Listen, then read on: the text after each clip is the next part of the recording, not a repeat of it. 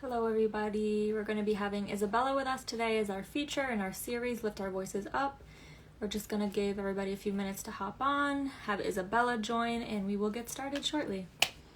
Oh, there she is, that was quick. Hi everybody. Okay. Hello. We'll get started shortly, we're just going to have some people hop on. The conversation is going to be really good, so I'm glad you tuned in. Hello. Hi everybody, happy Sunday. We're just gonna wait for Isabella to request to join and we'll get started in a little bit. Hope everybody's weekend is going well.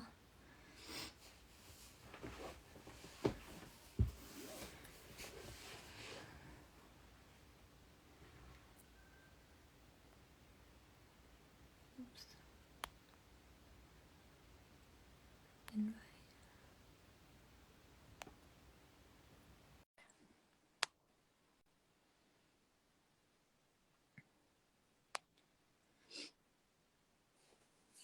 Isabella, I sent you a request, so you should be able to join that way. If not, just send me a message and we can see. Hello everybody, we're just gonna give it a few minutes, let everybody hop on, and we'll get started in a little bit.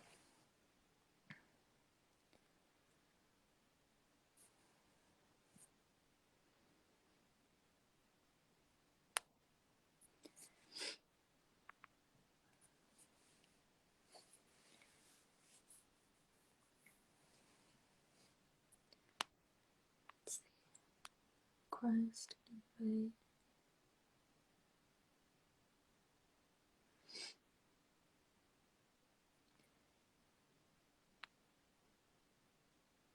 Isabella, can you send a chat if you're not able to join? It looks like I tried to invite you and it says unable to join. I'm not sure why. Let me see. Okay, now let's try. Probably we were sending the request at the same time. All right, send. Okay, hopefully that will work.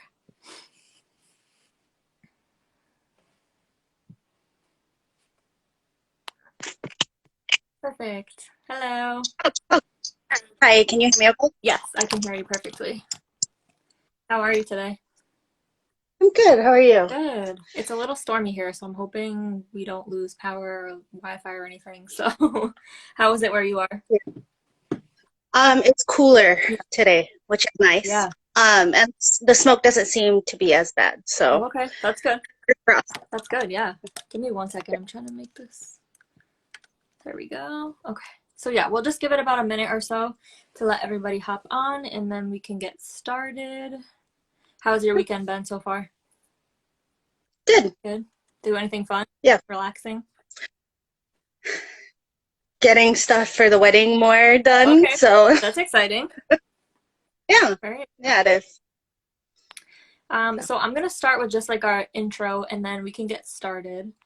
So hello everybody, welcome to the 12th Instagram live of our series, Lift Our Voices Up. Today we have Isabella with us and she's going to be talking a little bit about her adoption story, giving birth during a pandemic, and also moving away from westernized culture in regards to giving birth. So it's going to be a super interesting conversation. Welcome everybody. And if you have any questions, any comments, feel free to leave them below. I'll periodically go through some of them so we can answer any questions or anything. So yeah, do you want to start with introducing yourself? Yeah. Hey everyone, my name is Isabella Tibbetts. I currently reside on occupied Shasta and Tacoma Territory in Southern Oregon in the Rogue Valley. And I am adopted from Ecuador, from a little town just south of Ambato called Pelileo. And I was adopted when I was about 13 months old to a family here in Southern Oregon. Okay, thank you. Hi everybody, welcome. We're gonna get started. Isabella just introduced herself, so typically we can start wherever you want. So whether you want to start with your adoption story a little bit more or wherever, it's totally up to you. Yeah, I'll just stop with my adoption story. Okay. And get that out of the way. So I was actually abandoned when I was 3 days old under an avocado tree on a rural road in Pelileo. And so I was found when I was 3 days old by my foster mother, who happened to be the director from the orphanage that I was from. Oh, okay. I Wow. was adopted out of. So that was just a really funny Yeah. coincidence. And I was actually considered a failure to thrive case when I was in the orphanage. I had a rare genetic condition called cystic hygroma, Mm. which if I didn't get surgery, I would eventually died from it. Wow. And when I was in the orphanage, a good handful of the babies caught bronchitis. Mm. So I was one of those unfortunate cases. Yeah. So I was really a failure to thrive. I was just not doing really A lot well. going on. And my foster mother actually recognized that and realized that I needed a lot more extra care Mm-hmm. and attention. So she ended up taking me home every night with her Mm-hmm. and caring for me throughout the night. She had a husband, 2 kids of her own, and she's never done that before, but she saw something that I needed that extra care. Mm-hmm. Mm-hmm. And so I became part of their family, and I'm still in touch with my foster family. And when I returned to Ecuador, I actually had the chance to reconnect with them, Wow. stay with my foster sister Wow. in Quito, travel back to Ambato, where my foster parents live, Mm-hmm. and spend time with them, as well as having my foster mom take me to the road that I was found on, Mm-hmm. and meet the couple that I actually stayed with for the first night Okay. because they didn't want to take me far away from where I was from Mm-hmm. in the case that somebody comes looking for me, Mm-hmm. which wasn't the case, but I was nearby in Mm-hmm. case. And one thing that I didn't know when I met the couple, who I actually met them, they were still living at the house. And they were so surprised to see me and Mm-hmm. just to see how much I've grown. And um, they shared with me that her husband, I'm forgetting his name right now, actually spent the night going out and looking and asking people if they know of somebody who lost a baby or who was pregnant Yeah. and isn't anymore. Yeah. So he actually spent the whole night looking in Pelileo and in the surrounding towns to try to find Mm-hmm. try to find my family. Wow. And nothing, I'm assuming nothing came up. No, it was a really rural part of Mm. town, and the emergency room there really doesn't keep all that good Okay. records, Okay. especially back in '91 when Mm. all this happened. Yeah. And so were you born, do you know if you were born in the hospital and then somebody brought you to the tree?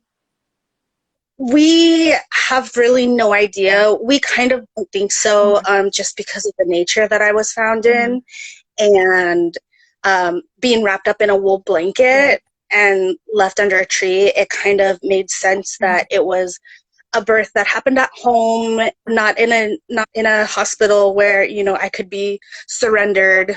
Um, and I still had my umbilical cord Oh, wow. attached to me when I was found, so that was able to help give them an idea Mhm. as to when I was born. Yeah, that was a clue. Okay. And how Yeah, long were you with your foster family?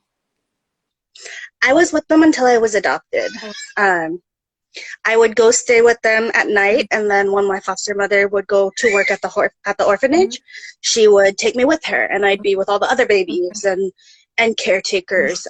So that was kind of my life until my foster mother found a couple to adopt me. Okay. Okay.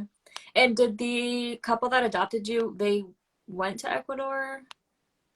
They Yeah. were, So they actually had a previous adoption set up for 2 brothers, okay. but right before it was finalized, their mother came back Oh, and claimed her parental mhm. rights. So that adoption ended up not going through. Mhm.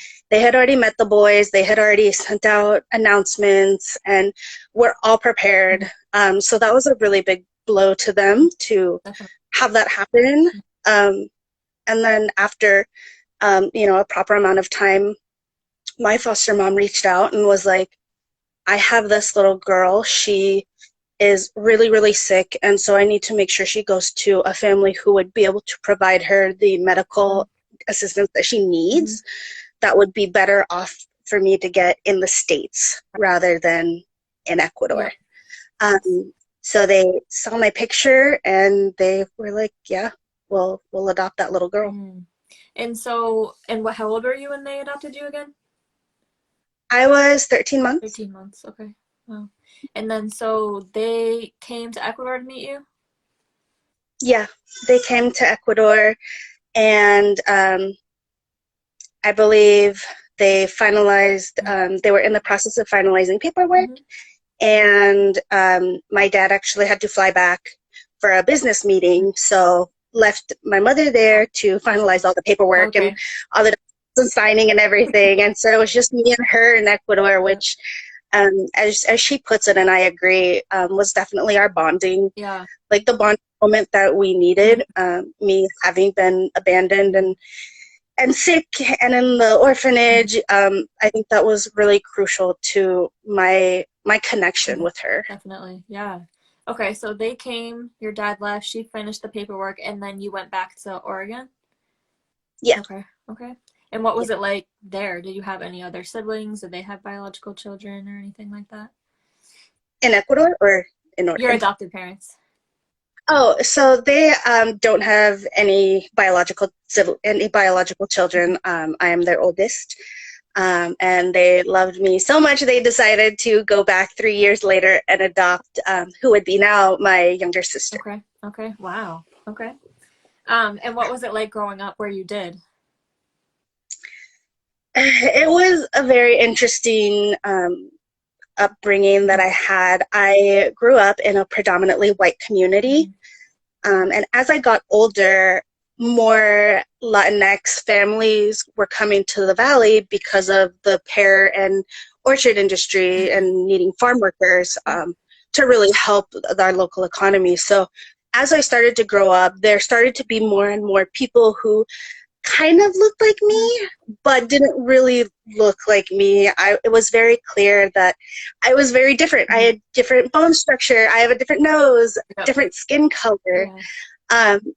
But it was really nice to be in a dual language program, which I'm very thankful my parents put me in. That's awesome. So I was able to be in a class where it's a lot of Hispanic kids who don't know English and need to learn, and non-Hispanic kids to learn Spanish. So I really got a nice growing up anyway, which I think was really crucial, that mix and being able to be with kids who kind of looked like me. Yeah, that's awesome. I wish I had something like that. That's cool. And what was it like growing up with your adoptive sister from Ecuador? That must have been interesting. It was. I'm going to be honest, we did not get along when we were younger. We are very different. She's very much a social butterfly, and I'm very much, I would like to just be in a corner and draw or do something not with a big crowd of people. So oftentimes our personalities really clashed, especially when we were younger. Now we joke that we're surprised that we made it through that. Because, my mother jokes about that because we were just so different. It caused a lot of friction between us as kids. Even though we are from the same place, we're just totally different. And now, thankfully, because of the arrival of my niece, that got us closer. We got a more stronger bond.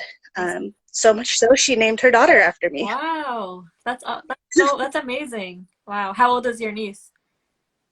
She is 5 now. Wow. Okay. Cool. She's 5. That's cool. So. Yeah. Alrighty. And what about, so was there ever, when you were growing up, was there any desire for you to know more about Ecuador? I know you said you were able to speak Spanish and that type of stuff. But what was that like? Yeah, so I definitely really wanted to know more about Ecuador. Thankfully, my parents did a really good job of bringing music back, bringing art, bringing pretty much as much of Ecuador as they could from their trip down there with me and from their trip down there with my sister. So it was so helpful to grow up around Ecuadorian music, around art, and to kind of be connected to my culture, even though I was in a different country. Yeah, that's awesome. So I'm very thankful for that. Yeah, that's good. And did your parents, or your adopted parents, were they like aware of Ecuadorian culture prior to adopting you, or was that afterwards? So it was kind of, I actually don't know. I know that they wanted to adopt. That was always an option for them. Yeah. And so when it came time to looking at places that had international adoption, they saw Guatemala and they were like, we would love to go with Guatemala because they traveled down in Mexico so much. Okay. They love culture. Yeah. But they were like, we kind of want something like more south if possible. So they were looking just at the time when Ecuador opened up their international adoption. So they worked through Holt International Oh, okay. to find an adoption agency and an orphanage where they could adopt a little baby from Ecuador. Wow. Okay. Interesting. And what about, is there anything else you feel like we've missed about your adoption story? Anything you want to share with everybody? Um, I don't think so. I think that pretty much covers it in a nutshell. You know, with adoption stories, there's always so many I little know. parts. It's There's a lot. get it all into one story. But that's pretty much like the main background behind Okay. my adoption and coming here. Okay, let me just see if there's any comments. So we have one so far that said, "So crazy to hear this story." Yes, which is, we love why we have this platform, is really so that we can share the stories because we all have different ones. And yeah. Yeah. So, okay, so that was a little bit about your adoption story. And also, if anybody has any questions or comments, feel free to drop them below. So I know you also wanted to talk about giving birth during a pandemic, which is, I'm imagining, quite the experience. Yeah. Yeah, I was surprised I actually kind of suspected that I was pregnant when I was actually in Spain, attending COP 25. Can I Yeah, ask what COP that? 25. It's the Conference of People's Climate Talks. So it's a huge UNCCC climate talks where countries from all over come to pretty much discuss the climate and what's happening to communities. And so it was shortly when I got back from that in December that I found out I was pregnant. Yeah. And at the time when we were over there, COVID was just starting to surge over there. So, we ended up coming home, and then COVID started to show up in the U.S. So that was a trip in itself to realize, okay, we were kind of over where COVID happened, and now we're home, and it's here, and it's very much present. So that did worry me. When I found that I was pregnant, especially with just how it's transmitted, the age groups and the people that are becoming affected. It was definitely made preparing different. I had in my mind that I wanted to do birthing classes. I wanted to do, all the classes that I could, breastfeeding closses that I could, to help me prepare for the arrival of my baby. And those happened at first, but then they were very much closed because of COVID. Oh, okay. And then we had the stay-at-home order happen, which was difficult. Already my work had gone remote. Oh, okay. So I was able to work from home, thankfully, all through COVID. That was good. Which I'm very blessed for, because it also kept my mind busy on top of being pregnant. Definitely. And being away from my parents. That was one of the most difficult parts, was not seeing my parents for a good 3 to 5 months while the stay-at-home order was put out. So I was talking with them every day. We would video chat, talk on the phone, and that was really hard to be alone. My fiance was working too, so he was out during the day, and I was home. So it was really me alone in our house, and it got really lonely at Yeah. times, especially not being able to go over to my parents Mm-hmm. and see my mom and my dad, Mm-hmm. and to not be able to hug them.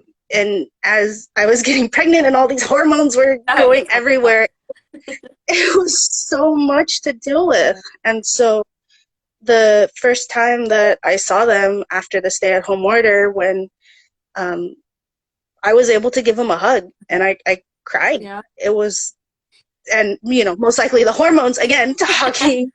Um, but it was hard to be away from my parents, especially going through being pregnant and realizing there's so much trauma that I had Yeah. around my birth story and my origin Mm-hmm. story that I was having to sort out by myself. Mm-hmm.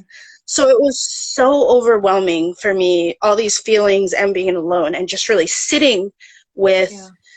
all these feelings around being abandoned, and really, in a sense, feeling that abandonment again Mm-hmm. because I didn't have anybody. Yeah. Um, and then I would feel my son move, and it would be the best feeling. And I'd be like, I haven't been alone in quite some time, Mm-hmm. even though I have nobody to talk to. I have my son Mm-hmm. with me. Wow. And that, that was definitely really Yeah. helpful to getting through the stay-at-home Mm-hmm. order and not being able to see my friends and family and do all the things that I could do when I was pregnant. Mm-hmm. And was the stay-at-home order like for the whole 9 months of your pregnancy, or did it end? It ended before I gave Oh, birth, okay. um, thankfully. Mm-hmm. I don't remember how long. It's all a blur. Oh. All the when all the cases started popping Mm-hmm. up. We worked on a stay-at-home order when I went into labor, Okay. but they still had restrictions on on the Yeah. hospital and on OB, Mm-hmm. and not being able. At first, there was only one person allowed to be with you. That's it. Mm-hmm. No trading off, and that really had me nervous. As I, of course, wanted the father of my child to be there, holding my hand, but I Mm-hmm. also wanted my mom. Mm-hmm. Yeah. Having witnessed my sister's amazing 21-hour labor, I was like, I want my mom there. Mm-hmm. Yeah. And so that was really frightening to me, which is what led me and my fiance to look at having a home birth and looking for a midwife, Mm-hmm. because one, I would be in a comfortable place. Mm-hmm. I would be at my parents' house, which has a lot of space, Mm-hmm. and I'd be able to feel comfortable, have whatever I want set up, Yeah. and have who I want there, Mm-hmm. without any Yeah. restrictions. And so that was kind of what sent us down Mm-hmm. that path of really wanting to have a traditional home birth, Mm-hmm. wanting to really move away from the Western way of Yeah. medicine, of doing things, especially since I had just rediscovered my indigeneity. Mm-hmm. That was important to me, to make sure I have an as traditional birth as I can, Mm-hmm. because we've gotten so far away from that. Yeah. Everything is so Western medicine, this. And that's not how women have been bringing children into this world Mm-hmm. since time immemorial. Yeah. And that's what I wanted for me. That's what I wanted for my son. Mm-hmm. And that's what aligned best with my beliefs, my culture, Yeah. and what I wanted. That's awesome. And can I ask what the experience was like the home birth? I know you said you saw the birth of your niece, so I'm imagining they're two completely different experiences.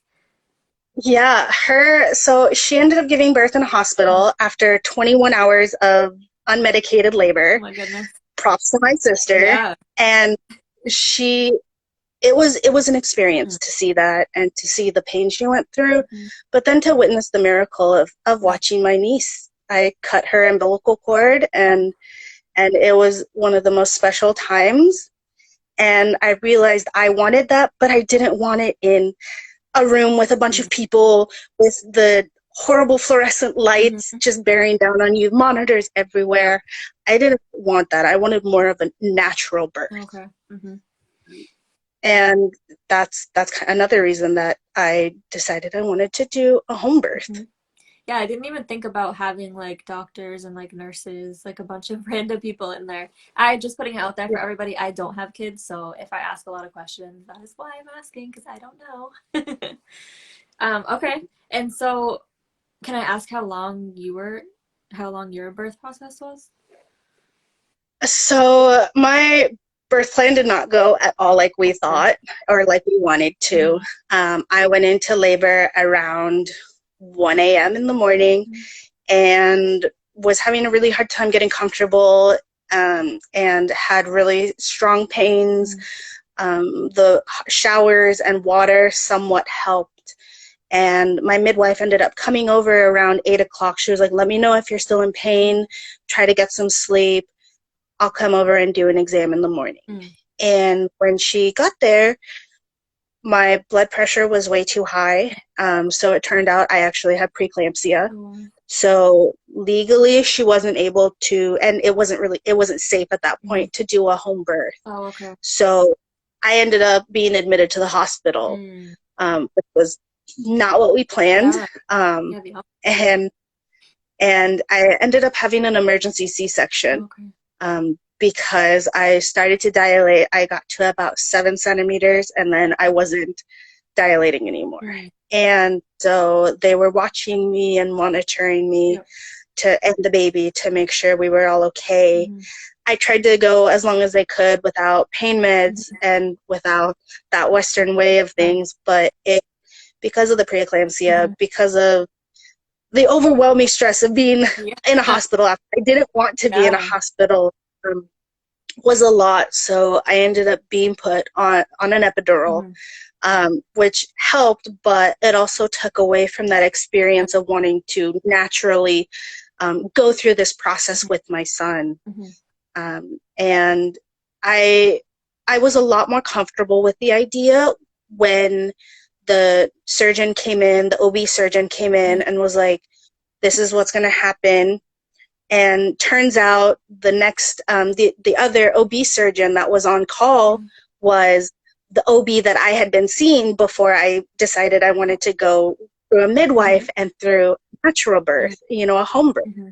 So I had already Yeah. met this OB. I loved her. I had a good feeling about her. So we ended up switching, and she ended up being my OB. So that made me feel more Yeah. comfortable because she knew I wanted a home birth. Mm-hmm. She was like, we'll wait off as long as we Mm-hmm. can before medical intervention. We'll see if you can do it. So she really understood that that's what I wanted, Mm-hmm. and she was going to do everything she could to make sure that that happened, Mm-hmm. and then result to Western medicine Yep. at the very last if things weren't working. Mm-hmm. That's awesome Which they, that she was yeah, able to which be they, there. yeah, it made me feel better. Mm-hmm. My mother had met her, my partner had met her, so we all felt comfortable with her, and I knew she wasn't going to push, some invasive, treatment that wasn't Yep. necessary. Yep. She very much knew how I felt and knew what I wanted. Mm-hmm. Wow. Can I ask another question? I know you said before the medical emergency type stuff, when you wanted to do the home birth, how do you go about picking like a midwife? Is there like a process, or is one just, how does that work? So I actually did some research. I Mm-hmm. looked up midwives Okay. in the Rogue Valley where I Mm-hmm. live, and started emailing and asking if they have the capacity to be a Mm-hmm. midwife, give them my due date. Yep. And it took me about reaching out to two midwives, Okay. before I found the midwife that I ended up going with the third time, Mm-hmm. who I liked. Yeah. She totally, we connected Mm-hmm. even through a Zoom meeting. Yeah. I loved everything she said. She had experience up in Alaska Oh, as an wow. EMT, has done a roadside birth, Uh-huh. and I felt like she was a good match for me and a good fit. Mm-hmm. And so we just started meeting, and it was a nice experience. It wasn't so doctor's office-y. We went to her little office at her Oh, home, and she would do exams and tests, and if needed, have me go to where I was going mm-hmm. for any other tests that were Okay. needed. Okay. Alrighty. And what about, so when you gave birth in the hospital at that time, was anybody else allowed to be there? Like one person in your family or nobody? So I'm very thankful that they allowed two people to be Okay. there. Okay. So I had my partner Mhm. and my mother be there. Perfect. Um, and I was so thankful for that Yeah. because my that was one of the really big concerns that I had would be choosing who I would want Mm-hmm. to be with me. Mm-hmm. You know, Yeah. it would be hard to choose between the father of my child and my mother when, Absolutely. Yeah. half of the time, I'd be crying and be like, I want my mommy. Yeah. So I'm very thankful that that was the case, that they were allowing two people in OB. Mm-hmm.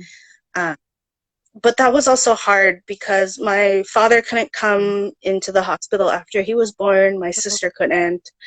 Um, but my dad ended up meeting my son through the glass Mm. um, of the hospital. So it was exactly like how you would Yep. see in the media of people seeing each other through window glass, Mm-hmm. like through windows. It was very much like that. Yeah.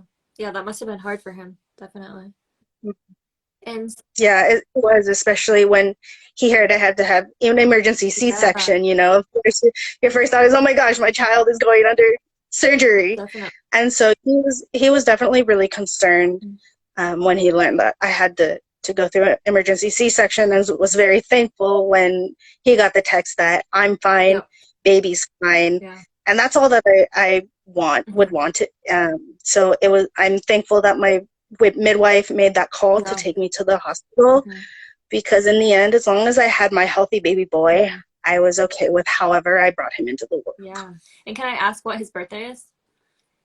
His birthday is July 30th. Oh, okay. Wow. So he will be one at the end of this Oh, month. oh yeah. I was like, what is it? Okay, so in a few weeks. Oh, that's Yeah. special. Do you guys have any plans for his birthday or anything?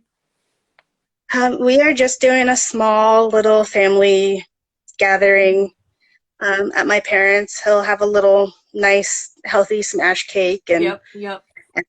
it's to the point where he won't quite remember his Yeah. first birthday. We will, more than Yes. anything, so it's more for Mm-hmm. us. Mm-hmm. Yep. That's good. Let me go through the comments and see if there's anything I missed. Someone said you are a brave, strong mama. Somebody gave a heart and like the muscle emoji, so everybody's very supportive. Um, okay. I had a question, but it went out of my head. So his birthday is soon. Um, oh, I was gonna ask, how long were you in the hospital after you gave birth? So we were actually there for 4 days Okay. after giving birth. During my C-section, they had to put me on magnesium Mm-hmm. because of the preeclampsia. Okay. So I had to be monitored for, I think it was 24 hours Wow. after getting that, Mm-hmm. just to make sure I didn't have any blood clots or stroke. Mm-hmm. Um, and at that point, we actually realized that our son had jaundice. Oh, So he had to be in the hospital extra and under these horrible UV lights pretty much all the time, unless he was being held, which was really hard for yeah. him and really hard for me, Mm-hmm. Of um, course. being in the hospital, being able to hold my son, but also recovering from Mm-hmm. surgery.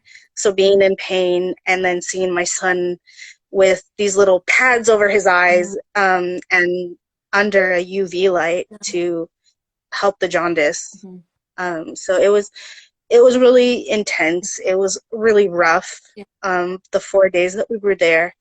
And I'm thankful that we both were able to leave together, Mm-hmm. because I was worried that I would have to leave and my son would still be Mm-hmm. there because of jaundice. But thankfully, because of the lights, because of the doctors and the nurses, they helped Yeah. us be able to together. Awesome. That's good. Okay. And then when you guys went home, what was that like? So we actually ended up going to my parents Okay. because I was gonna have the home birth there. They were already set up for Oh, us. They already were expecting yeah. us, and I realized that within the first few days, I would need help. I recognized that, I honored that, Mm-hmm. and I needed to be with a support Yeah. system. I needed to be with my Mm-hmm. parents. So, and they were very accepting. They really recognized that, and they were like, you can stay with us. Okay. So they were able to help take care of him if I needed to sleep, Mm-hmm. if I needed to shower, which I needed help with, Mm-hmm. especially in the C-section. I really needed a lot of care, Mm-hmm. and aftercare going home. Mm-hmm. So we were able to be comfortable and be able to bond with our child while having the knowledge that my parents are there in case we need help. Yep. If we both need to sleep, they can be with our baby, Mm-hmm. and we can get sleep. Yeah. They sound super supportive. I'm really glad that you had them. Yeah, yeah, they were. I'm very thankful for them and for everything they have done to Yeah. help bring me and turn me into who I am today. Yeah. And be a shining example of how parents should be, Mm-hmm. and how they should support their children. Mm-hmm. Definitely. Hi everybody. Thanks for joining us. Can I ask, do you have any plans for more kids in the future? If so, would you want to do the more natural home birth again or try it out and see if it works? So we would, in a perfect world, Mm, yes. We would want another child. We would love to do a home birth, but financially, mm, it was a lot to yeah. do a home birth. Mhm. And considering that we ended up at the hospital Yeah. anyway, it was kind of Extra.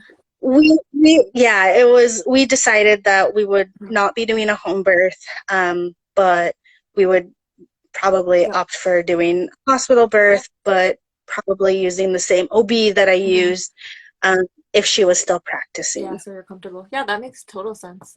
And what about what's it like? Again, I don't have any biological kids of my own, but what's it like being having your own biological son and being adopted? I'd imagine it's a lot to kind of process. It is. It was a lot to process being Hmm. pregnant, and once he was here, he helped heal me in ways that I didn't think Hmm. I would be healed. Yeah. Um, when I went, when I returned to Ecuador, gosh, I think it's like 10 years ago, Okay. I tried searching for my biological family. Hmm. I had posters of the first picture of me taken in an orphanage and a picture of me current, with the information to try to leave it around the town that I was found in. Hmm. And nothing came from that. And that was my closure. I did all I could, Hmm. and I was fine with that. So when my son came, and I realized that that wasn't really the closure I was looking for. It was closure, but I don't have Hmm. answers. Hmm. And with him, the biggest thing that he has helped me heal from is the fact that as a child, being abandoned at 3 days old, I didn't get to nurse. I was immediately on a bottle. Hmm. And that led to so many like mental parts, like parts that didn't work in my Yeah. brain properly. I sucked my fingers until I was like Mm. 11 or 12, Oh, because I didn't get yeah. that bond. Hmm. And so right immediately, I knew with my son that I wanted to breastfeed, Hmm. that was important to me, Hmm. and that I at the time thought maybe it'll help heal me. Yeah.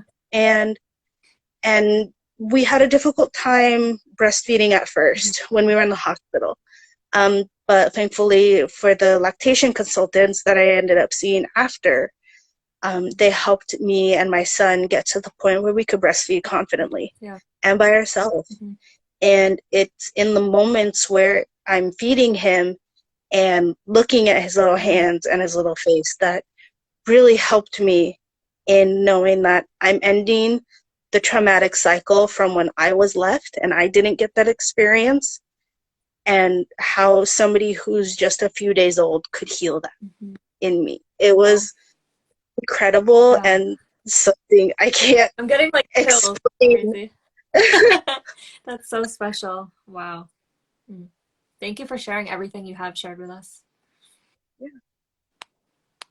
Hello, everybody. If you have any questions, I don't think I've missed any questions.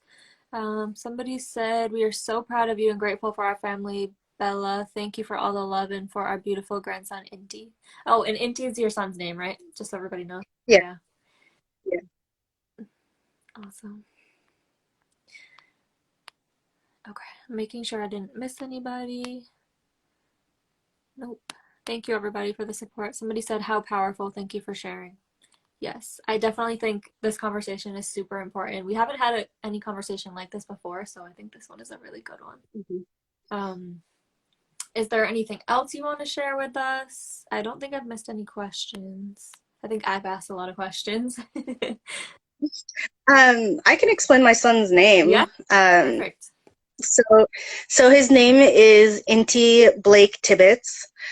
And Inti, for those who don't know, Inti in Quechua, which is the my heritage, is the word for sun, like in the sky. There's, if you're familiar with South America, you know of the Inti Raymi celebration for the festival of the sun god. And his name came to me in multiple dreams. I knew that before he was here that that was going to be his name, because I wanted to make sure that he had a different name and a unique one, and one that represented our heritage and culture and the strength that South American people have. And so Inti seemed like the perfect name for him, especially since he's our little son. He's the son of our universe. Everything revolves around him. And it was a very fitting name. And his middle name, Blake, is named after my grandfather, my dad's father, who I had the most special bond with. And I only wish that he was here to meet my grandson, meet his great grandson. And he took my last name, Tibbetts, because it was important to me for him to grow up in a matriarchal household, to realize that matriarchs are sacred, that his mother is powerful and sacred. And with everything I've done and seen, it was important to me that he knows that he has a very powerful last name, and also a name that honors my father and my grandfather, considering that there's no male with the last name Tibbetts to keep the name going on. So I'm very thankful that my partner was so willing for me to kind of take over naming our son, and giving him a really strong and powerful name that honored a lot of people. Yeah, that's what I was going to ask. I was going to ask, was your partner supportive of this? But yeah, that's good to hear. That's so powerful. I love that name. So beautiful. And your son is, every time I see him, he's just so cute. He's so cute. Yeah, it's breaking my heart that he's about to turn 1, but I've loved watching him grow, and he has been such a blessing to my family, given that he was born into a pandemic and survived a wildfire that hit my community when he was, I think, like 4 months old. And there was a lot of darkness in the world when I was pregnant, and then when he was born, and he's definitely helped me keep me sane, and he also add light and love to my parents' life, because I would see them constantly, and they would be able to see him, and have him as their light in all this darkness as well. Yeah, so special. Somebody said Inti, I don't know if I'm saying this right, Inti Rami? Is that how you say it? Inti Raimi. Inti Raimi is so lit. Hoping to make it back sometime for it. Miss it. That was Elias. Hello, everybody. I was gonna ask, does it feel like the year went super fast, slow, in between? I know it's different for everybody. A little bit of both. There was a lot of growing on my part to become a mother for him, and at times it felt like it went by. Right now it feels like it went by really fast, considering we're getting ready to celebrate his 1 year around the sun. No pun intended. I know, right? So it seems like it's going by fast, and before I feel like it was going at just the right speed. I was able to watch him grow daily, Mhm. to see his facial expressions change, to see him to almost walking now. Mhm. It was definitely a bit of both Mhm. to be able to witness him growing up right before my Yeah. eyes. And what about with work? Were you not working to this during this time? Were you working when you were, I think you said you were remote when you were pregnant for a little bit. After he Yeah. was born, what was that like? So I worked until the day I went into labor. Wow. I, because of my work, I was able to, my work was ending right as I was preparing to Okay. get pregnant, preparing to welcome into the Mhm. world. So my supervisors knew, Okay. and I texted them the day I went into labor, telling them that I'm not going to be at the staff meeting Oh because my I'm God. kind of going to the hospital getting Yeah. ready to have my son. Oh So goodness. I'll talk to y'all Hmm. later. And so I stopped working right at when my son was born Okay. and was able to spend about, I think it was like 3 or 4 months Mhm. just being with him until I got another job, Okay. which was a 3 month internship, Okay. also remote. So I was able to do it from Yep. home. I was able to go to my parents and have my mom hang out with Mhm. Inti while I was able to do some work. That's good. And it wasn't a heavy workload, so I was able to get back into the Hmm. workforce while having a newborn, and it was just the right Yeah. amount of work Good. for having my Hmm. son. I It was a good, okay, this is what it's like to go back to work, Yep.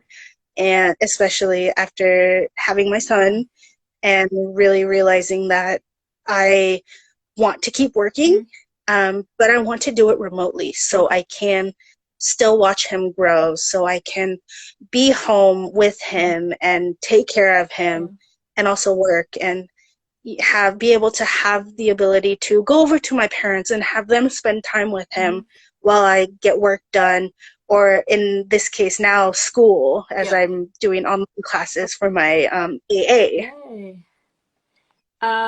Somebody said that's amazing. Working in motherhood, especially a newborn, is exhausting. So much power to you with a bunch of hearts. Um, Also, somebody asked, do you go back to Ecuador or do you plan on taking your son there? Oh, good question. Yeah, so I would absolutely love to go back to Ecuador. I'm like 5 years past my Yeah. time of where I said I will be back in 5 years. Yep. Um, and even more so now that I've had my son and I'm about to get married, I would love to take my fiance, soon to be husband, and my son to Ecuador, especially to meet my family down Hmm. there. And our goal at some point down the future is to go back there and live there, Oh, because wow. even before being pregnant, I had a really strong desire to get my Ecuadorian citizenship Hmm. back Hmm. and to be able to live in Ecuador and really, really connect with my culture. And also make sure my son connects with that, because it's important, as he has such a strong name Yeah. from culture. Hmm. That's awesome. Do you guys have like a general like time frame? You said you want to go back and live there? Mm-hmm. Um, we don't on that. We both have family here. You Yeah. know, my parents are Yeah. here. He has great grandparents. Mhm. So we're kind of, realizing that it'll probably be when he's much older Okay. when we go back, Yep. which is probably just as well. So he really Okay. remembers it. Hmm. So he really grows up immersed in the Ecuadorian culture. Hmm. And I'm so thankful my partner wants to go I was back gonna there say and your and partner is so supportive. yeah, yeah, he wants to go back there. He wants to go and live there. So I'm very thankful that's also how he Yeah. feels too. And has he ever been to Ecuador before? No, he hasn't. He hasn't been outside of the U.S. Oh, okay. Oh, yeah. So be Um, different. yeah, be very different. Yeah, yeah. Okay. If anybody has any last minute questions or any comments, thank you so far for all of the comments and the support and the questions. Um, let's see, make sure I didn't miss anything. Nope. So what about, is there any last like thoughts you want to leave with everybody or anything along that line? Just that I mean, parenthood in general changes you, but motherhood is something so sacred and so special. At first, I did not want kids. I was content being auntie for the rest of my Yep. life.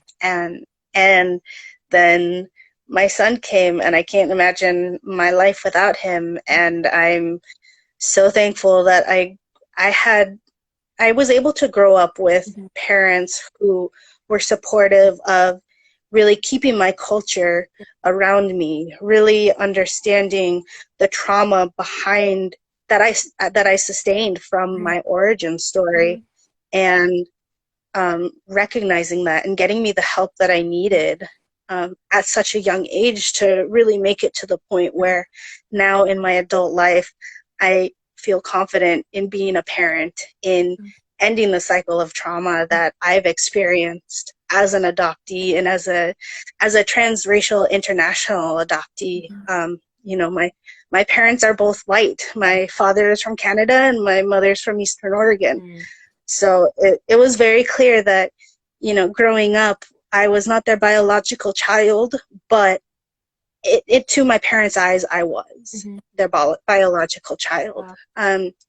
which helped me get through a lot of racism at a young age, in which I didn't like. Obviously, nobody likes to be confronted with racism of any kind, but experiencing racism at such a young age really helped get me strong. And also now with my son, Mhm. he is very much white passing. His father's Irish German, so he came out very light. And so really recognizing that at some point down the road, we will be faced with what my parents were faced Mhm. with me, and in all these questions as to, you know, if he gets a racist, if he sees racism because I am of different color than him, Mhm.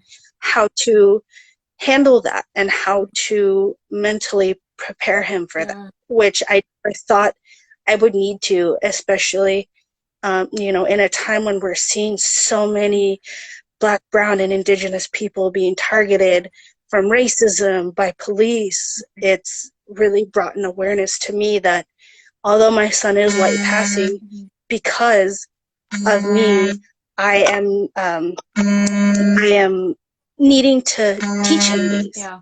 Mhm. and really make him have an understanding as to the privilege Mhm. he has growing up where we are, and but also recognizing that he can have a target on his Mhm. back, especially if he growing up gets darker Mhm. skin.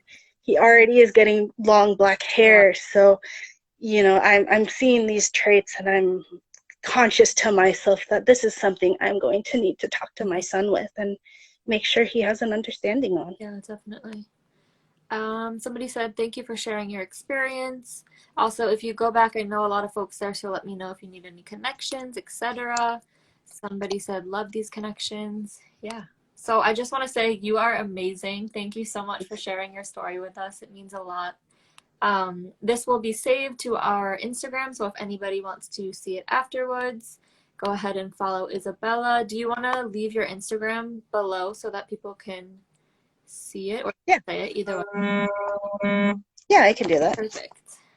Somebody said amazing. Yeah, this conversation was, it was amazing. So thank you. Yeah, of course. Let me And see this if I will can type it also, in here.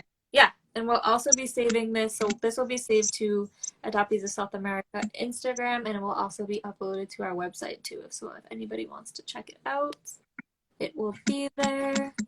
Elena said, had to switch to my personal account. LOL, but this conversation was so beautiful. Yes, definitely was. Um, Alrighty. And there is Isabella's Instagram, so go ahead and give her a follow. Awesome. Alrighty. Thank you so much, Isabella. We really appreciate it. Yeah, of course. Thank you for holding the space. Of course. Alrighty, everybody. Enjoy the rest of your weekend. Bye.